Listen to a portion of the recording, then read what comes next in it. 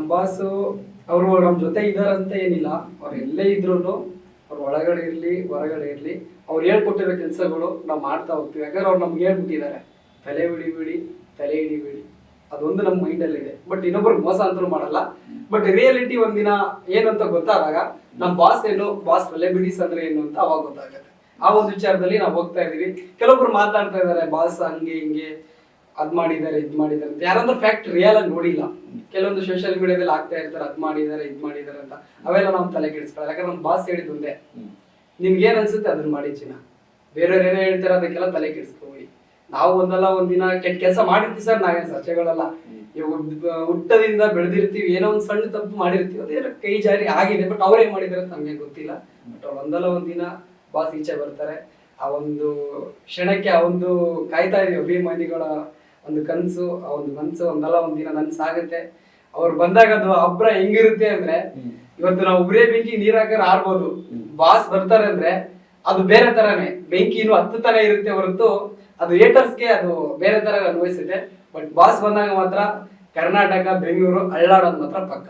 ನಮ್ಮ ಬಾಸ್ ಹೇಳ್ಕೊಟ್ಟಿರೋ ದಾರಿಲಿ ಬಾಸ್ ಹೇಳ್ತಾ ಇರ್ತಾರೆ, ನನಗೆ ಹಾಲ್ ಬದಲು ನಾಯಿ ಹಾಕ್ರಿ, ಅನಾಥಾಶ್ರಮ ಕೊಡ್ರಿ. ಅದನ್ನ ಸರ್ ಬರ್ಡೇ ಇದೆ ಅಂತ ಬರ್ಡೇ ದಿನ ಮಾತ್ರ ನಾವು ಮಾಡಲ್ಲ.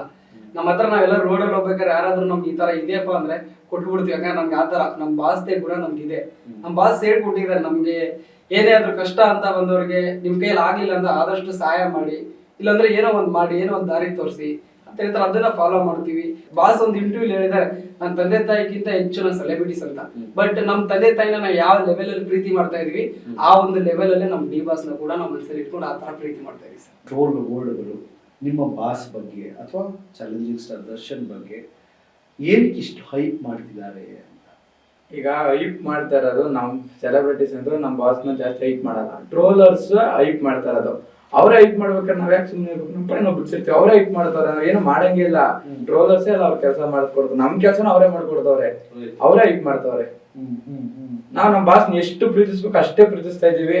ನಮ್ ಮನ್ಸಲ್ಲಿ ಏನೈತೆ ಅದೇ ಐತೆ. ಹೈಪ್ ಎಲ್ಲ ಮಾಡ್ತಾ ಇದ್ರೆ ಟ್ರೋಲರ್ಸ್. ದರ್ಶನ್ ಸರ್ ತಪ್ಪು ಮಾಡಿದ್ರು ಅನ್ಸುತ್ತಾ ನವಾಸ್ ಸರ್? ನಾನು ಖಂಡಿತ ನಮ್ಮ ಮನಸ್ಸಿಂದ ಹೇಳ್ತೀನಿ, ನನ್ನ ಪ್ರಕಾರ ನಾವು ನೋಡಿದ್ವಿ ವ್ಯಕ್ತಿತ್ವ ಪ್ರಕಾರ ವ್ಯಕ್ತಿನ ಡೈರೆಕ್ಟರ್ ತುಂಬಾ ಸತಿ ನೋಡಿದ್ವಿ. ನಾವು ಸಂಡೇ ಬಂದ್ರೆ ಸಾಕು ಮನೆ ಹತ್ರ ಹೋಗಿ ಇಟ್ಕೋತಿದ್ವಿ, ಅವ್ರು ನೋಡಕ್ಕೆ ಅಂತ ಹೋಗ್ತಿದ್ವಿ. ಬಟ್ ಅವ್ರನ್ನ ನೋಡಿರೋ ಪ್ರಕಾರ ಒಂದು ಎಳ್ಳು ಕಾಳಷ್ಟು ಆ ವ್ಯಕ್ತಿ ತಪ್ಪು ಮಾಡಿಲ್ಲ ಸರ್, ಎಳ್ಳು ಕಾಳಷ್ಟು. ಬಟ್ ತುಂಬಾ ಜನ ಅಂತ ಇರ್ತಾರೆ, ಕೆಲವೊಬ್ರು ಇವಾಗ ನನ್ನನ್ನು ಇಷ್ಟಪಡದೆ ಇರೋರು ನನ್ನ ಬೆನ್ನಿಂದ ಮಾತಾಡ್ತಾರೆ, ಅದು ಸಹಜ. ಇವಾಗ ನಮ್ಮ ಬಾಸ್ನ ಟೆಕ್ನಿಕಲಿ ಥಿಂಕ್ ಮಾಡಿ. ನೀವು ಬೇರೆ ಬೇರೆ ಯಾರೋ ಹೇಳ್ತಾರೆ ಅಪೋಸಿಟ್. ಎಕ್ಸಾಂಪಲ್ ರಾಘವೇಂದ್ರನ್ನ ಹೇಟ್ ಮಾಡೋರು ನೀವು ಹುಡುಕಿದ್ರೆ 1000 ಸಿಗ್ತಾರೆ. ಹೌದು, 1000 ಜನ ನೀವು ನೋಡಿರೋ ರಾಘವೇಂದ್ರನ್ನ ಹೇಳಲ್ಲ, ಹೌದು, ಅವ್ರು ಬೇರೆ ರಾಘವೇಂದ್ರನ್ನ ಹೇಳ್ತಾರೆ. ಸೊ ಹಾಗಾಗಿ ನೀವು ನೋಡಿರೋ ದರ್ಶನ್ ಅವರು ಒಳ್ಳೆಯವರೇ, ಬಟ್ ಟೆಕ್ನಿಕಲಿ ಏನ್ ಹೇಳುತ್ತೆ ಸರ್? ಮಾತು ಹೇಳ್ತೀನಿ ನಾನು. ಎಕ್ಸಾಂಪಲ್ ಹೋದಾಗ ಟೆಕ್ನಿಕಲಿ ಈಗ ನಾನೇ ಟೆಕ್ನಿಕಲಿ ಅಂದ್ರಲ್ಲ, ಟೆಕ್ನಿಕಲ್ ಇನ್ನ ಪ್ರೂವ್ ಆಗಿಲ್ವಲ್ಲ, ಇನ್ನ ಪ್ರೂವ್ ಆಗ್ಲಿ ಆಮೇಲೆ ಮಾತಾಡೋಣ. ನಾವು ಆರ್ಗ್ಯುಮೆಂಟ್ ಮಾಡಲ್ಲ, ಹೇಳ್ತಾರ ಆರ್ಗ್ಯುಮೆಂಟ್ ಮಾಡ್ತಾ ಇಲ್ಲ, ಮಂಡವಾದ ಅಂತ ಕರಿತೀವಿ. ಮಂಡವಾದ ಮಾಡೋದು ಬೇಡ. ನಾನು ಕೇಳ್ತಾ ಇರೋದು ಸಿಂಪಲ್. ಈಗ ನಾನೇನು ಇವಾಗ ಸರ್ ನಾಳೆ ಬೆಳಿಗ್ಗೆ ಅವ್ರ ಅಪರಾಧಿ ಸರ್ ಅಂತ ಘೋಷಣೆ ಮಾಡ್ತಿಲ್ಲ. ದರ್ಶನ್ ಪರವಾಗಿ ನಾನು ನಮ್ಮ ಸಂಸ್ಥೆ ಮಾತಾಡಿದೆ. ಕಂಪ್ಲೇಂಟ್ ಕೊಟ್ಟಿಲ್ಲ, ದಿಮ್ ಕೊಟ್ಟಿಲ್ಲ ಅಂದಾಗ ಹ್ಯೂಮನ್ ರೈಟ್ಸ್ ಕಮಿಷನ್ ಹೋಗಿ ಕಂಪ್ಲೇಂಟ್ ಬರೆದವ್ ನಾನೇ ಹೋಗ್ಬಿಟ್ಟು ದರ್ಶನ್ ಅವ್ರನ್ನ ಇಷ್ಟು ಕೆಟ್ಟದಾಗಿ ನಡೆಸ್ಕೊಂತ ಇದ್ದೀರಿ ಅಂತ ಹೇಳಿ ಕಂಪ್ಲೇಂಟ್ ಕೊಟ್ಟಿದ್ದೀನಿ. ಸೊ ನಮಗೆ ಮಾನವೀಯತೆ ಇದೆ. ಬಟ್ ನಾವು ಹೇಳೋದೇನು ಅಂತಂದ್ರೆ, ಈ ಮೂಢನಂಬಿಕೆಯಲ್ಲಿ ಮಂಡುವಾದದಲ್ಲಿ ಬದುಕೋದು ಬೇಡ ಅಂತ. ಈಗ ಎಕ್ಸಾಂಪಲ್ ನವಾಜ್ ಹೇಳಿದ್ರೆ ಒಂದು 4 ಜನ ಕೇಳಿಸ್ಕೊಂತಾರೆ, ಏನು ಹೌದಪ್ಪ ನಮ್ಮ ಬಾಸ್ ಬಗ್ಗೆ ಮಾತಾಡ್ತಾ ಇದ್ದಾರೆ. ಸೊ ನಾನು ಕೇಳೋದು, ತಪ್ಪು ಮಾಡಿದಾರ ಇಲ್ವ ಅಂತ ನಿರ್ಧಾರ ಮಾಡಕ್ ನಾವಿಬ್ರು ಯಾರು ಅಲ್ಲ. ನಾವೊಂದು ಹೇಳ್ತಾ ಇದ್ದೀವಿ ಅಂತಂದ್ರೆ ನಮ್ಮ ಮನಸಾಕ್ಷಿ ಅಂತ ಒಂದಿದೆಯಲ್ಲ. ಈಗ ನವಾಜ್ ಅವರು ಮತ್ತೆ ನಾವು ನಮ್ಮ ಬಾಸ್ ಜೊತೆ ಏನ್ ನೋಡಿರ್ತೀವಿ ಅದ್ ನಾವು ಹೇಳ್ತಿದ್ವಿ. ಟೆಕ್ನಿಕಲಿ ನಿಮ್ಗೂ ಗೊತ್ತಿಲ್ಲ, ನಮಗೂ ಗೊತ್ತಿಲ್ಲ. ನಾವೇನ್ ನೋಡಿದೀವಿ, ಈಗ ನೀವೇನ್ ತೋರಿಸ್ತಾ ಇದ್ದೀರಲ್ಲ ಮೀಡಿಯಾದಲ್ಲಿ, ಮಾಧ್ಯಮದಲ್ಲಿ, ಅದೇ ನಮಗೂ ಗೊತ್ತಿರೋದು. ಅದು ಟೆಕ್ನಿಕಲ್ ಅಷ್ಟೇ ಗೊತ್ತಿರೋದು. ಅದಕ್ಕೆ ನಮ್ಗೇನ್ ಗೊತ್ತೋ ನವಾಜ್ ಅವ್ರು ಅದ್ ಹೇಳ್ತಿದ್ದಾರೆ, ನಮ್ಗೂ ಅಷ್ಟೇ. ನಮ್ಮ ಬಾಸ್ ಈಗೂ ಅಷ್ಟೇ ನಾನು ಹೇಳ್ತೀನಿ, ಅದೇನಾಗಿರುತ್ತೋ ಗೊತ್ತಿಲ್ಲ. ಅವ್ರು ನಮ್ಗೆ ಎಷ್ಟ್ ದಿವಸ ನಮ್ಗೆ ಅವ್ರು ಏನ್ ಹೇಳ್ಕೊಟ್ಟಿರೋದು, ಚೆನ್ನಾಗಿರ್ಬೇಕು, 4 ಜನಕ್ಕೆ ಅನ್ನ ಹಾಕ್ಬೇಕು, ನಮ್ ತಂದೆ ತಾಯಿನ ನೋಡ್ಕೊಬೇಕು, ಅಷ್ಟೇ ಹೇಳ್ಕೊಟ್ಟಿರೋದು.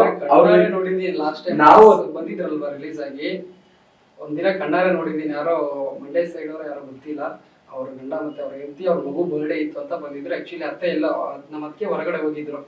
ಅವ್ರದ್ದು ಏನೋ ಫಂಕ್ಷನ್ ಇತ್ತು ಅಂತ ಹೋಗಿದ್ರು, ಬಾಸ್ ಒಳಗಡೆ ಇದ್ರು, ಎಲ್ಲ ಅಭಿಮಾನಿಗಳು ಬಂದ್ಬಿಟ್ಟು ಬಾಸ್ಗೆ ಸೈಕಲ್ ಕೊಟ್ಬಿಟ್ಟು ಹೋಗ್ಬೇಕಾದ್ರೆ ಅವರು ವೇಟ್ ಮಾಡಿದ್ರು, ತುಂಬಾ ಹೊತ್ತು ಬರ್ತಾರೆ ಬಾಸ್, ಅದಕ್ಕೆ ವಿಶ್ ಮಾಡ್ಕೊಂಡು ಹೋಗೋಣ ಅಂತ ವೇಟ್ ಮಾಡೋ ಟೈಮಲ್ಲಿ ನಾವು ಹೇಳಿದ್ವಿ ಸರ್ ಇಲ್ಲೇ ಇರಿ ಯಾಕ ಬಂದ್ರೆ ಸಿಗ್ಬೋದು ಬಾಸ್, ನಮಗೂ ಗೊತ್ತಿಲ್ಲ, ನಾವು ನೋಡಿಲಿಲ್ಲ ಕಾಯ್ತಾ ಇದೀವಿ ಅಂತ ಹೇಳಿದ್ವಿ. ಆ ಕ್ಷಣ ಬಾಸ್ ಬಂದ್ರು ಕಾರಲ್ಲಿ. ಬಂದ ತಕ್ಷಣ ಅವರು ಬಂದ್ರು. ಬಂದ ತಕ್ಷಣ ಅವರು ಅಕ್ಕ ಹೇಳಿದ್ರು, ಬಾಸ್ ನಮ್ಮ ಮಗಳು ಈ ತರ ಬರ್ಡೇ ಇದೆ, ಬನ್ನಿ ಬನ್ನಿ ಒಳಗಡೆ ಕರ್ಕೊಂಡು ಹೋಗಿ, ಮನೆ ಒಳಗಡೆ ಕರ್ಕೊಂಡು ಹೋಗಿ ಆ ಹುಡುಗನಿಗೆ ವಿಶ್ ಮಾಡಿ ಮತ್ತೆ ಅವ್ರ ಅಪ್ಪ ಅಮ್ಮನಿಗೆ ಅವ್ರಿಗೆ ಫೋಟೋ ಕೊಟ್ಟು ಅವ್ರಿಗೆ ಜೊತೆ ಫೋಟೋ ತೆಗೆಸ್ಕೊಂಡು, ಈಗ ನಾವು ಅಲ್ಲಿ ಬಾಗ್ಲಲ್ಲಿ ನಿಂತ್ಕೊಂಡಿದ್ವಿ ಸರ್ ಹೊರಗಡೆ ಗೇಟ್ ಹತ್ರ, ಎಲ್ಲ ಅಭಿಮಾನಿಗಳು ಲೈನಿಗೆ ನಿಂತ್ಕೊಂಡಿದ್ದಾರೆ. ನಮ್ಮ ಅದಕ್ಕೇನೋ ಬಂದ್ರು, ದುಡ್ಡು ತೆಗೆದ್ರು, ಇಷ್ಟಿತ್ತು, ಎಷ್ಟಿತ್ತು ಅಂತ ಲೆಕ್ಕ ಮಾಡಿ ನಂಗೆ ಕೊಟ್ರು ಕೈಯಲ್ಲಿ. ಆ ಒಂದು ಸ್ವಾಭಿಮಾನ, ಅದೊಂದು ತಾಯಿಗಳ ನೋಡಿದ್ವಲ್ಲ, ಆ ಕ್ಷಣ ನೋಡಿದ ತಕ್ಷಣ ನಮ್ಗೆ ಎಷ್ಟೋ ಖುಷಿ ಆಗೋಯ್ತು. ಏನಪ್ಪ ಈ ವ್ಯಕ್ತಿ ನಮಗೆ ಕಾಣದೇ ಇರಂಗೆ ಈ ತರ ಕೊಡ್ತವ್ರಿಗೆ ಎಷ್ಟೆಷ್ಟು ಕೊಟ್ಟವ್ರು ಅಂತ. ಡಿ-ಬಾಸ್ ಅಭಿಮಾನಿಗಳು ಹಂಗೆ, ಏನೇ ಒಂದು ಇವಾಗ ಶಿವರಿಗೆ ಕಷ್ಟ ಇತ್ತು ಅಂದ್ರೂ ನಾವು ಹೆಲ್ಪ್ ಮಾಡ್ತೀವಿ, ಆ ತರ ಕೂಡ ನಮ್ಮ ಬಾಸ್ನ ಏನ್ ನೋಡ್ತಾ ಇದೀವಿ ಅದೇ ಫಾರ್ಮಲ್ಲಿ ನಾವು ಹೋಗ್ತಾ ಇದೀವಿ. ಯಾಕಂದ್ರೆ ನಾನು ಕಣ್ಣಿಂದ ನೋಡಿದೀನಿ ಸರ್, ಸುಳ್ಳು ಅಂತ ಹೇಳ್ತಿಲ್ಲ, ನಾನು ಎತ್ತು ತಾಯಿ ಮೇಲೆ ನನಗೂ ಭೂಮಿ ತಾಯಿ ಮೇಲೆ ಕುತ್ಕೊಂಡಿದೀನಿ. ನಮ್ಮ ಬಾಸ್ ಈಗ ತೆಗೆದು ಕೊಟ್ಟಿರೋ ದುಡ್ಡು ಕಣ್ಣು ತುಂಬಾ ನೋಡಿದೆ. ಕರೆಕ್ಟ್, ನಿಮಗೆ ಇಂಪ್ರೆಸ್ ಆಗಿದ್ದೀರಿ, ಮೇ ಬಿ ನಿಮ್ಮ ವಯಸ್ಸು ಹಂಗಿತ್ತು, ಲೈಕ್ ಓ ನನ್ಗೊಬ್ಬ ಹೀರೋ ಅಂದ್ರೆ ಹಿಂಗೆ, ಹೀರೋ ಅಂದ್ರೆ ಈ ತರ ಅಂತ ಇಂಪ್ರೆಸ್ ಆಗಿದ್ದೀರಿ. Correct, agreed. ಆದ್ರೆ ನೀವು ಹೇಳುವಂತಹ ಮಾತು ಕೆಲವು ವ್ಯಕ್ತಿಗಳಿಗೆ ನಾಟುತ್ತೆ. ನನ್ನ ಪಾಯಿಂಟ್ ಆಫ್ ಥಾಟ್ ಏನು ಅಂತಂದ್ರೆ, ಎಷ್ಟೋ ಜನ ಅಮಾಯಕರು ಪಾಪ ಮನೆಯಲ್ಲೇ ದುಡ್ಡಿಲ್ಲ, ಸೊ ಆದ್ರೆ ಇವಾಗ ಎಕ್ಸಾಂಪಲ್ ದಾನ ಮಾಡೋಣ ಅಂತ ಹೋಗ್ತಾರೆ, ದಾನನೂ ಮಾಡ್ತಾರೆ, ಬಟ್ ಅವ್ರು ಕಷ್ಟ ಅನುಭವಿಸ್ತಾ ಇದಾರೆ, ಫ್ಯಾಮಿಲಿ ಕಷ್ಟ ಅನುಭವಿಸ್ತಾ ಇದೆ, ಅವರ ಸಂಸಾರ ಕಷ್ಟ ಅನುಭವಿಸ್ತಾ ಇದೆ. ಬಟ್ ಕಲ್ತಿರುವಂಥದ್ದು ಏನು ಒಳ್ಳೆಯದನ್ನ ಕಲ್ತಿದ್ದೀರಿ, ತಪ್ಪಿಲ್ಲ. ಬಟ್ ಸರ್ವಸ್ವವನ್ನ ತ್ಯಾಗ ಮಾಡಿ ಬದುಕು ಅಂತ ಹೇಳಿ ಯಾರು ಹೇಳಿದ್ರು ಸರ್? ಆತರ ಯಾರು ಮಾಡುವಿಲ್ಲ, ಆತರ ಯಾರು ಅಷ್ಟೇನೆ. ಕೈಯಲ್ಲಿದ್ರೆ ದಾನ ಮಾಡ್ಬೇಕು ಅಂತ ಹೇಳೋದು, ಏನ್ ಮನೆ ಮಠ ಎಲ್ಲ ಮಾಡ್ಬಿಟ್ಟು ದಾನ ಮಾಡ್ರಿ ಅಂತ ಯಾವತ್ತು ಅವ್ರು ಹೇಳಿಲ್ಲ, ಹೇಳೋದು ಇಲ್ಲ. ಅವ್ರು ಹೇಳೋದು ಫಸ್ಟ್ ನೀವು ಚೆನ್ನಾಗಿರ್ತೀನಿ, ಆಮೇಲೆ ಮಿಕ್ದವ್ರಿಗೆ ದಾನ ಮಾಡಿ ಅಂತ. ಇವಾಗ ಡಿ-ಬಾಸ್ ಸೆಲೆಬ್ರಿಟೀಸ್ ಯಾರಾದ್ರೂ ನಾನು ರೋಡಿಗೆ ಬಂದಿದ್ದೀನಿ, ನಾನು ಬಡವ, ನಂಗೆ ಯಾರು ಹೇಳ್ಕೊಳ್ಳೋದಿಲ್ಲ. ಆ ತರ ಫೀಲಿಂಗ್ಸ್ ಈಗ 100 ರೂಪಾಯಿಲಿ 10 ರೂಪಾಯಿ ಬೇರೆಯವ್ರಿಗೆ ಕೊಡಕ್ಕಾಗಲ್ಲ ನಮ್ಮ ಕೈಯಲ್ಲಿ. ಇಲ್ಲ, ಕೊಡಲ್ಲ, ಸಮಾಜ ಕೊಡ್ತಾ ಇಲ್ಲ. ಸಮಾಜ ಕೊಡ್ತಾ ಇಲ್ಲ. ಈಗ ನೀವೇನು ಬೇಜಾರು ಮಾಡ್ಕೊಂಡಿಲ್ಲ ಅಂದ್ರೆ ನಾನೊಂದು ಎಕ್ಸರ್ಸೈಸ್ ಮಾಡಿಸ್ತೀನಿ. ಈಗ example, what is your income? ಒಂದು ಉದಾಹರಣೆಗೆ ಹೇಳಿ, ನೀವೇನು ಪ್ರಿಸೈಸಿಂಗ್ ಆಗಿ ಹೇಳಿರ್ತಿಲ್ಲ, ಒಂದು ಉದಾಹರಣೆಗೆ ಎಷ್ಟು ನಿಮ್ಮ ಇನ್ಕಮ್? ಸರ್ ಒಂದೇನು ತಿಂಗಳಿಗೆ 30,000 ರೂಪಾಯಿ. ಈಗ 30,000 ರೂಪಾಯಿನಲ್ಲಿ ನೀವೆಷ್ಟನ್ನ ದಾನವಾಗಿ ಕೊಡ್ಬೇಕು ಅಂತ ಅನ್ಕೊಂಡಿದ್ದೀವಿ? ಸರ್ ನೋಡ್ರಿ, ಮನೆಗೆ ಒಂದು 20,000 ಕೊಡ್ತೀವಿ, ನಮ್ಮ ಕೈಯಲ್ಲಿ 10,000 ನಾವು ಇಟ್ಕೋತೀವಿ. ನಮಗೆ ಯಾರಿಗೆ ಕಷ್ಟ ಅಂತ ನೋಡಿ, ನಾನೇನು ದೊಡ್ಡ ಶ್ರೀಮಂತ ಅಲ್ಲ, ನಾನೇನು ದೊಡ್ಡ ಕೋಟಿಗಲ್ಲ. ಇವಾಗ ಹಸ್ತವರಿಗೆ ಅನ್ನ ಹಾಕೋದು ಒಂದು ನಮಗೆ ಬಾಸ್ ಹೇಳ್ಕೊಟ್ಟಿದ್ದಾರೆ. ರೋಡಲ್ಲಿ ಇರೋರು ಹಸ್ತವ್ರಿಗೆ ಅನ್ನ ಹಾಕ್ತೀವಿ, ಒಂದು ನಾಯಿ ಸಮಾಧಿ ಬಿಡಲ್ಲ ಸರ್. ನಮ್ಮ ಹತ್ರ ಟೀ ಕುಡಿಬೇಕಾದ್ರೆ ಬಂದ್ರೆ ಅದಕ್ಕೆ ಒಂದು 20 ರೂಪಾಯಿ ಬಿಸ್ಕೆಟ್ ಹಾಕಿ ಹೋಗ್ತೀವಿ ನಾವು. ನಮ್ಗೆ ಆ ತರ ಮನ್ಸು. ಹಂಗಂತ ನಮ್ಮ ಹತ್ರ ಎಲ್ಲ ಇದೆ ಅಂತ ನಾವು ಬಡವ್ರೆ, ನಮ್ಮ ಅಪ್ಪ ಅಮ್ಮನೂ ಬಡವ್ರೆ, ದುಡಿಬೇಕು, ದುಡಿದ್ರೆ ನಾವು 4 ಕಾಸು ಸಂಪಾದನೆ ಮಾಡ್ತೀವಿ, ತಿಂತೀವಿ, ಬೆಂಗಳೂರು ಬಂದಿದ್ರೆ ದುಡ್ಕೊಂಡು ತಿನ್ನಕ್ಕೆ. ಅದ್ ಬಿಟ್ಬಿಟ್ಟು ಎಲ್ಲ ದಾನ ಮಾಡಕ್ಕಾಗುತ್ತಾ? ನಮ್ಗೇನ್ ಅನ್ಸುತ್ತೆ, ಕಷ್ಟ ಅಂತ ಯಾರು ರೋಡಲ್ಲಿ ಇದ್ದಾರೆ, ವಯಸ್ಸಾಗಿರ್ಬೋದು, ಅಂಗವಿಕರಾಗಿರ್ಬೋದು, ಅವ್ರಿಗೆಲ್ಲ ಹೆಲ್ಪ್ ಮಾಡ್ತೀವಿ ಸರ್. ಲಾಸ್ಟ್ ಟೈಮಲ್ಲಿ ನನ್ನ ವಿಡಿಯೋಸ್ ನೋಡ್ರಿ, ಇಲ್ಲೇ ತುಮಕೂರು ಹತ್ರನೇ ಪಾಪ ಒಬ್ಬರು ವೀಲ್ ಚೇರ್ ಬೇಕಾಗಿತ್ತು, ಕಾಲ್ ಇರ್ಲಿಲ್ಲ, ಅವ್ರದೊಂದು ವಿಡಿಯೋ ಮಾಡಾಕ್ತೆ. ಎಷ್ಟೋ ಜನಗಳು ದುಡ್ಡು ಹಾಕೋರು. ಯಾಕೆ ಸರ್ ಸಮಾಜ ಹಾಕಲ್ಲ ಅಂತೀರ ನೀವು? ಎಷ್ಟೋ ಜನಗಳು ದುಡ್ಡು ಹಾಕೋರು. ಲಾಸ್ಟ್ ಟೈಮ್ ನಂದೇ ತಗೊಳ್ರಿ, ನಂದೇ ಫೋನ್ ಕಳೆದೋಗಿತ್ತು ಅಂದಾಗ ಡಿ-ಬಾಸ್ ಅಭಿಮಾನಿಗಳು ಎಷ್ಟು ದುಡ್ಡು ಹಾಕಿದ್ರು ಬರೋ ಹಂಗೆ, ಮಿನಿಮಮ್ ಅಂದ್ರೆ ಒಂದು 20-30 ರೂಪಾಯಿ ಹಾಕಿದ್ರು. ನನ್ ಫೋನ್ ಅವಾಗ್ಲೇ ರೆಡಿ ಮಾಡಿಸ್ಕೊಂಡು, ನಂದು ಅದೆಲ್ಲ ಪ್ರಾಬ್ಲಮ್ ಆಗಿತ್ತು ಅವಾಗ. ಡಿ-ಬಾಸ್ ಅಭಿಮಾನಿಗಳು ಹೆಲ್ಪ್ ಮಾಡಿ, ಡಿ-ಬಾಸ್ ಅಭಿಮಾನಿಗಳು ಬಿಟ್ಟು ಕರ್ನಾಟಕ ಜನತೆನೇ ಹೆಲ್ಪ್ ಮಾಡಿದ್ರು. ಯಾಕೆ ಹೆಲ್ಪ್ ಮಾಡಿದ್ರು? ನಮ್ದು ಬಡವ ಅಂತ ಹೆಲ್ಪ್ ಮಾಡಿದ್ರು. ನಾನು ಒಂದು ಕ್ಯೂರಿಯಾಸಿಟಿ ಕೇಳಿದ್ಮೇಲೆ ಅನಿಸ್ತು, ಈ ಥರ ಎಲ್ಲ ಹೆಲ್ಪ್ ಮಾಡೋಕ್ಕೆ ನಿಜವಾಗ್ಲೂ ಸಮಾಜ ಹಂಗಿದ್ರೆ ಇವತ್ತು ಸಮಾಜದಲ್ಲಿ ಬಡತನನೇ ಇರಬಾರ್ದಾಗಿತ್ತಲ್ವಾ? ಸರಿ, ದೇವ್ರು ಎಲ್ಲರನ್ನ ಹಂಚ್ಕೊಂಡು, ಈಗ ಎಲ್ಲರನ್ನು ಹಂಚ್ಕೊಂಡು ಬದುಕಬಹುದು. ಈಗ ಅವ್ರಿಗೆ ಹೆಲ್ಪ್ ಮಾಡ್ತಾ ಇರೋದು ಸೌಕಾರ ಆಗ್ಲಿ ಅಂತ ಯಾರೇನು ಹೆಲ್ಪ್ ಮಾಡ್ತಾ ಇಲ್ಲ. ಈಗ ಅವ್ರಿಗೆ ಏನ್ ನೀಡಿದೆ ಅಷ್ಟಕ್ಕೆ ಮಾತ್ರ ಮಾಡ್ತಾ ಇರೋದು. ಈಗ ನವಾಜ್ಗೆ ಸಮಸ್ಯೆ ಆಯ್ತು, ಫೋನ್ ಸಮಸ್ಯೆ ಆಯ್ತು, ಹೆಲ್ಪ್ ಮಾಡಿದ್ರು. ಒಬ್ಬರಿಗೆ ವೀಲ್ ಚೇರ್ ಸಮಸ್ಯೆ ಆಯ್ತು, ಹೆಲ್ಪ್ ಮಾಡಿದ್ರು. ನಮ್ಮ ಕರ್ನಾಟಕದಲ್ಲಿ ಎಷ್ಟು ಬಡವರು, ಎಷ್ಟು ಪ್ರಾಬ್ಲಮ್ ಇದ್ದಾರೆ. ಬಟ್ ಎಲ್ಲರಿಗೂ ಹೆಲ್ಪ್ ಮಾಡುವಂತಹ ಮನಸ್ಥಿತಿ ಬೇರೆಯವ್ರಿಗೆ ಯಾಕೆ ಬರ್ತಿಲ್ಲ? ನಿಮ್ಗೆ ಅನ್ಸುತ್ತಾ ಎಲ್ಲರಿಗೂ ಹೆಲ್ಪ್ ಮಾಡ್ತಾವ್ರೆ ಅಂತ? ಸರ್ ಹೆಲ್ಪ್ ಅಂದ್ರೆ ಅವ್ರು 1 ರೂಪಾಯಿ ಅವ್ರು ಕೊಟ್ರು ಅದು ಹೆಲ್ಪ್ ಅನ್ಸುತ್ತೆ. ಆ 1 ರೂಪಾಯಿನ ಕೊಟ್ಟು ಇಸ್ಕೊಂಡಿರೋರು ಹೆಂಗ್ ಯೂಟಿಲೈಸ್ ಮಾಡ್ತಾರೆ ಅನ್ನೋದ್ರ ಮೇಲೆ ಡಿಪೆಂಡ್ ಆಗುತ್ತೆ.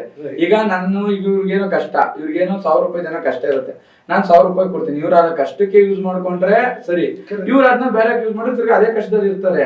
ನಾವು ದಾನ ಮಾಡೋದು, ನಾವು ಹೆಲ್ಪ್ ಮಾಡೋದು ನಾವು ಮಾಡಿರ್ತೀವಿ, ಅವ್ರು ಯೂಸ್ ಮಾಡ್ಕೊಳ್ಳೋದು ಹೆಂಗಿರುತ್ತೋ ಅವ್ರು ಕರೆಕ್ಟ್ ಆಗಿ ನೋಡ್ಬೇಕು. ಈಗ ಎಕ್ಸಾಂಪಲ್ ಕೊಟ್ಟಿರೋದು, ಈಗ ನಾವ್ ಯಾರೋ ಈಗ ಏನೋ ಕೇಳಿರ್ತಾರೆ, ನಾವು ವಿಡಿಯೋ ಮಾಡ್ಕೊಟ್ಟಿರ್ತೀವಿ, ನಮ್ಮ ಬಾಸ್ ಹೇಳಿರ್ತಾರೆ, ನಮ್ಮ ಬಾಸ್ ಹೆಂಗೋ ಕೊಟ್ಟಿರ್ತಾರೆ, ಅವ್ರು ಅದೇ ದುಡ್ಡನ್ನ ಅದಕ್ಕೆ ಕೆಲಸ ಮಾಡಿ ಅದಕ್ಕೆ ಯೂಸ್ ಮಾಡಿದ್ರೆ ಅವ್ರ ಕಷ್ಟ ಸಾಲ್ವ್ ಆಗುತ್ತೆ.